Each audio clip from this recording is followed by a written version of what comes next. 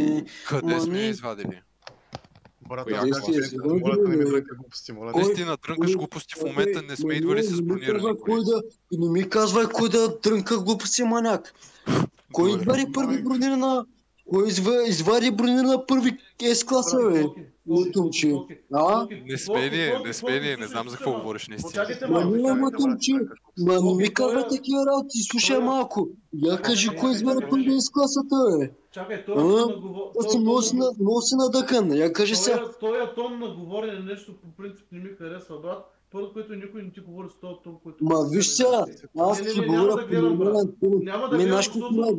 Като ми се баща ми не си позволява да ми говори така. На тебе не ти говорят по този начин. Виж сега, аз не съм ти баща, не съм ти майка. В момента аз съм собственика, който разговаря с хората, които играят в Сърбъра. След като нямам никакво нормално отношение към мене, аз съм дължен да говоря така.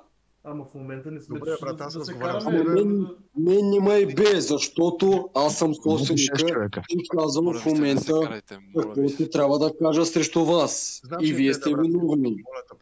Защото когато някой се оплаква от нас или от някой друг, аз съм дължен да отговоря на този тикет. В момента има тикет и не само един. Не е за първи път, но когато аз трябва да се намеся, отговарям по този начин и когато бъда прекъснат. След като не става с добро, аз ще отговарям с лошо. Ясно ли? Ясно ли? Ясно ли? Не ми казвай как се казва. Сега ще разбереш кой е унера. Нормално да говорим. Дай да говорим нормално. Не, Христос, кой ще говори нормално?